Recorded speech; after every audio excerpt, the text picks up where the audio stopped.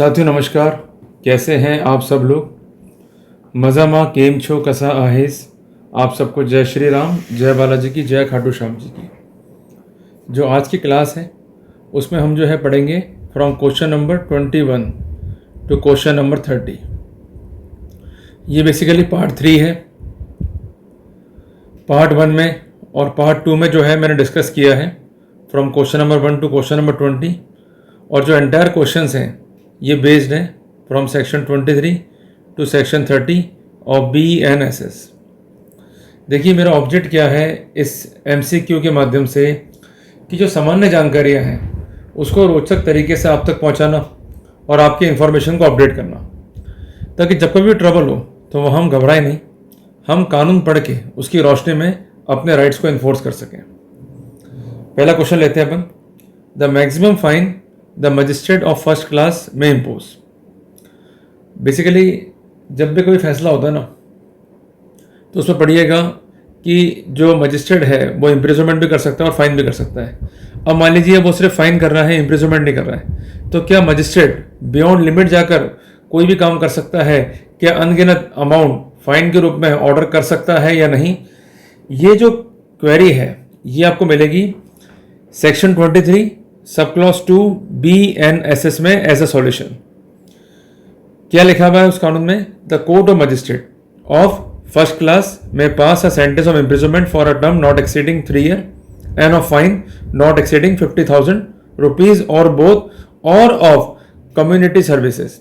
तो कुल मिला के हमें उत्तर मिल गया है कि मजिस्ट्रेट सिर्फ 50,000 तक का फाइन कर सकता है। उदाहरण के लिए मजिस्ट्रेट ने फाइन किया मान लीजिए 40,000 रुपये, तो ये ऑर्डर लीगल होगा। पर उसने अगर फाइन कर दिया 60,000 रुपये तो ये ऑर्डर क्या हो जाएगा? इलीगल। तो कौन कर सकता है फाइन 50,000 से ऊपर? ये भी क्वेश्चन दिमाग में आपके सेटल होना चाहिए। इसका उत्तर है CJM या उससे ऊपर के अधिकारी, जिसके लिए हमें धारा 23 सब क्लॉज 1 BNSS का पढ़ना पड़ेगा। अब दूसरा आते हैं क्वेश्चन नंबर 22 के ऊपर। क्वेश्चन ये है कि विच मजिस्ट्रेट कोर्ट में impose community services as a punishment under BNSS, कि कौन सा मजिस्ट्रेट कोर्ट जो है अवॉर्ड कर सकता है community services as punishment under BNSS। इसके लिए भी आपको धारा 23 सब क्लॉज 1 सब क्लॉज 2 सब क्लॉज 3 जो है पढ़ना पड़ेगा। सब क्लॉज 1 देखते हैं तो वहां हमें ऐसी कोई स्थिति दिखाई नहीं देती है। ये स्थिति जो है हमें केवल सब क्लॉज नंबर 2 और 3 में जो है दिखाई देती है, जिस कारण हम ये कह सकते हैं कि जो मजिस्ट्रेट है फर्स्ट क्लास का या सेकंड क्लास का वो ही कम्युनिटी सर्विसेज को एज अ पनिशमेंट जो है अवॉर्ड कर सकता है। क्लियर हो गया अपने को? अब आते हैं अपन क्वेश्चन नंबर 23 के ऊपर। Sentence of imprisonment in default of fine, ये सबसे इंपॉर्टेंट है। कई बार ऐसा होता है कि मजिस्ट्रेट जो है फाइन का आदेश करता है और आप अगर फाइन पे नहीं कर रहे हैं तब भी आपको जेल में रहना पड़ेगा। इसको बोलते हैं इन default of payment of fine. Clear है? तो ऐसे सिनेरियो में पावर्स क्या होंगी मजिस्ट्रेट की, जिसको जानने के लिए सबसे पहले हम पढ़ेंगे धारा 24 BNSS को।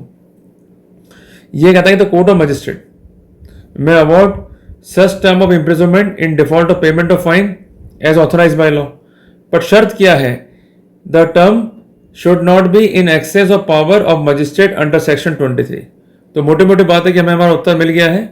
उत्तर है point number A, in excess of magistrate power under section 23, कि जो पावर दिया गया मजिस्ट्रेट को धारा 23 के अंदर, उससे परे जाकर के कोई भी इम्प्रिजनमेंट या अवॉर्ड नहीं कर सकता इन default of payment of fine. Clear हो गया अपने को? तो option number B, C, D जो है गलत है, option number A is appropriate. तो आपको सदैव ध्यान रखना है कि अगर मजिस्ट्रेट ने यह आदेश दिया है imprisonment in default of payment of fine, तो यह भी आपको अश्योर करना होगा कि कहीं ऐसा तो नहीं कि धारा 23 BNSS की पावर को भी एक्सीड कर दिया है। अब आते हैं अपन आगे क्वेश्चन नंबर 24 के ऊपर। The maximum imprisonment in default of fine where substantive imprisonment is also awarded, कि जहां पर सब्सटेंसिव इम्प्रिजनमेंट भी है और इसके अलावा इन default of payment of fine imprisonment भी है, तो वहां पर क्या स्थिति होगी? जिसके लिए उत्तर मिलता है हमें धारा 24 sub clause 1 sub clause B में। क्या स्थिति है? The term shall not where the imprisonment has been awarded as a part of substantive piece of sentence exceed 1/4 of the term of imprisonment. तो उत्तर क्या है? Option number B, 1/4 of the competent imprisonment term. क्योंकि option number A में क्या था? Half the substantive imprisonment, ये भी नहीं है। और इसके अलावा अभी अपन ऑप्शन सी और डी भी चेक कर लेते हैं। इक्वल ये भी नहीं है, नो इम्प्रिजनमेंट ये भी नहीं है। जो भी सब्सटेंसिव इम्प्रिजनमेंट है उसका 1/4। क्लियर हो गया अपने को। अब आते हैं क्वेश्चन नंबर 25 के ऊपर। Under B and S S aggregate sentence for multiple offences are capped at. ये क्वेश्चन थोड़ा ट्रिकिश है और कॉम्प्लिकेट है। जिसको समझने के लिए हमको धारा 25 को जो है पढ़ना पड़ेगा, जो कि जुड़ी हुई है बी एंड एस एस से। इसके 2 सब क्लॉज हैं, ये सब सेक्शन है, सबसेक्शन 1 एंड सबसेक्शन 2। सबसेक्शन 1 कहता है कि when a person is convicted at one trial. इसको सुनिएगा ध्यान से, when a person is convicted at one trial. तो पहली बात क्या हो गई, कन्विक्शन। दूसरी बात आफ्टर ट्रायल। सबसे इंपॉर्टेंट बात फॉर 2 और मोर देन 2 ऑफेंसेस, मतलब कम से कम 2 अपराध तो हैं ही, 2 से अधिक भी हो सकते हैं।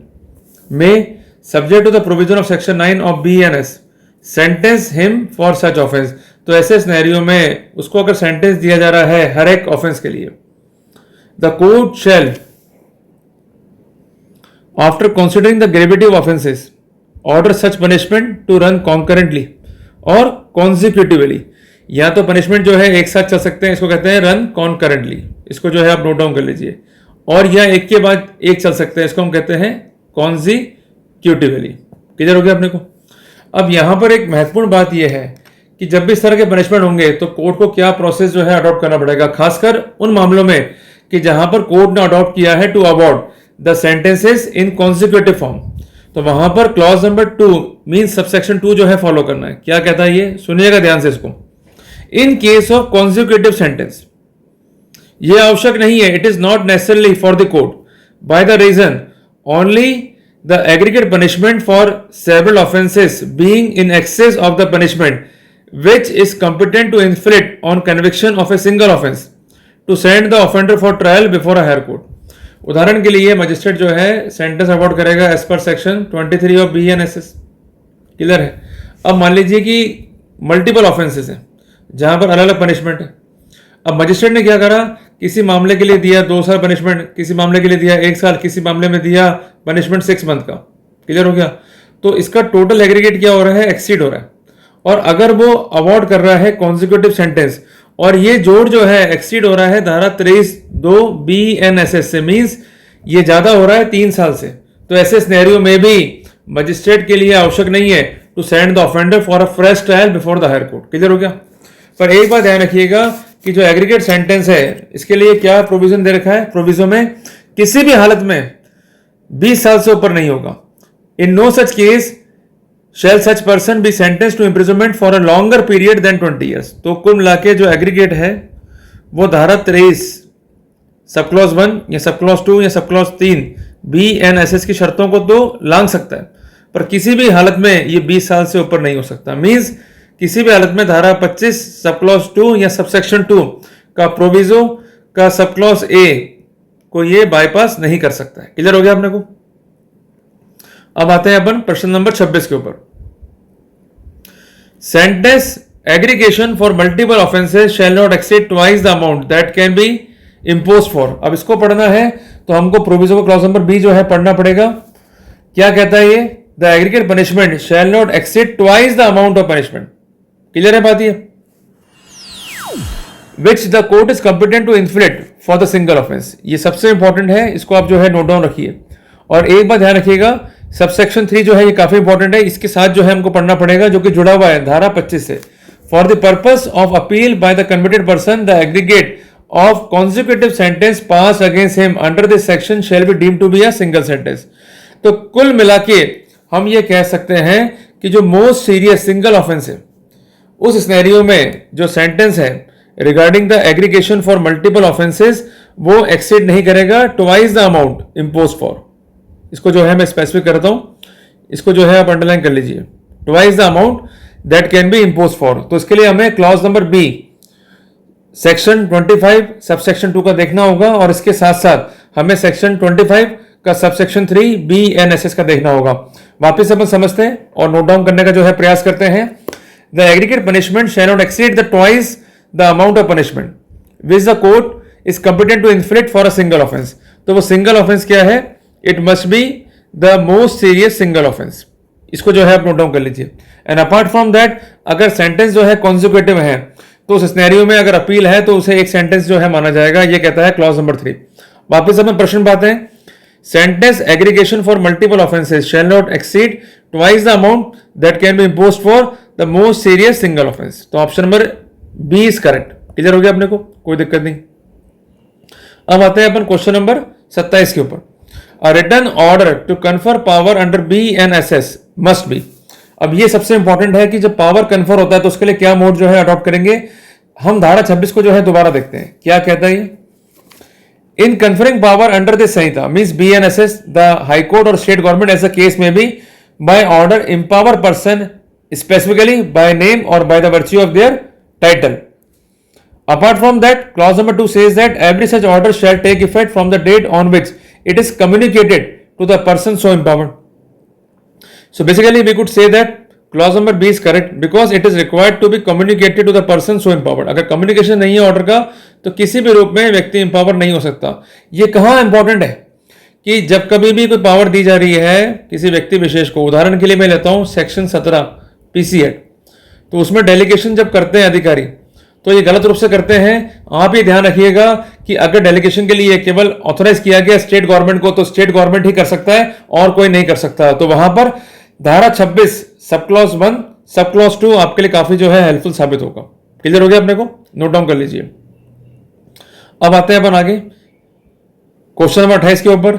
The succession power of a जज and magistrates under BNSS are.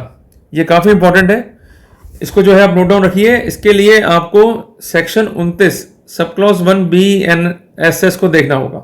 हालांकि ये पॉइंट जो है केवल थ्योरेटिकल पर्सपेक्टिव में है, कॉम्पिटिटिव पॉइंट ऑफ व्यू से इंपॉर्टेंट है, बट अगर हम देखें इन practical sense before the concern court तो ये पॉइंट इतना इंपॉर्टेंट नहीं है। ये कॉमन सेंस की बात है कि जो पावर है जज और मजिस्ट्रेट की वो परफॉर्म करेगा, वो एक्सरसाइज करेगा सक्सेसर इन ऑफिस। क्लियर हो गया अपने को। तो ये जो पावर है जिसमें ड्यूटीज भी शामिल है ये कौन एक्सरसाइज करेगा? The successor in office means आने वाला अधिकारी। अब आते हैं क्वेश्चन नंबर 29 के ऊपर।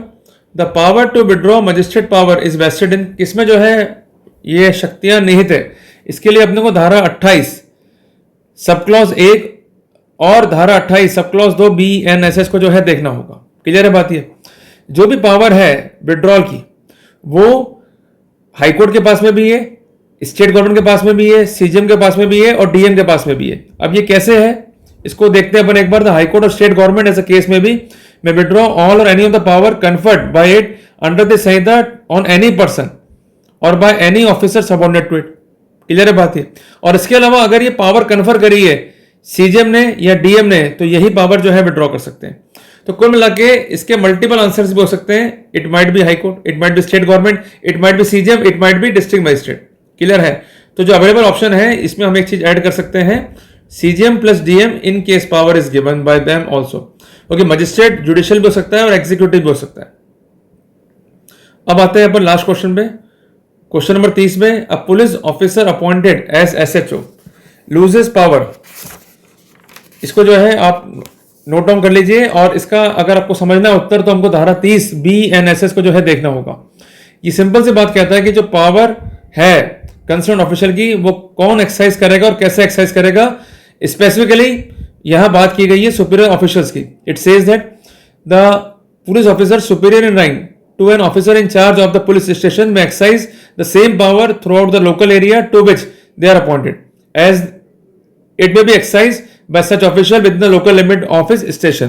तो कुल मिला के अगर कोई स्टेशन ऑफिसर है उसकी कोई पावर है उसको भी एक्सरसाइज कर सकता है सुपीरियर ऑफिशियल, पर जिस समय सुपीरियर उस पावर को एक्सरसाइज कर रहा होगा then the SHO will lose the power on that subject. Clear हो गया अपने को?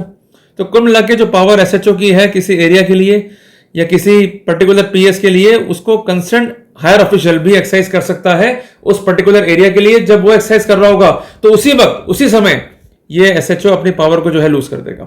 तो आज जो है हमने पढ़ा क्वेश्चन नंबर 30 तक। जब पार्ट नंबर 4 जो है हम पढ़ेंगे तो हम डिस्कस करेंगे from question 31 to question number 40। Clear हो गया? आप जो है पढ़ के आइएगा।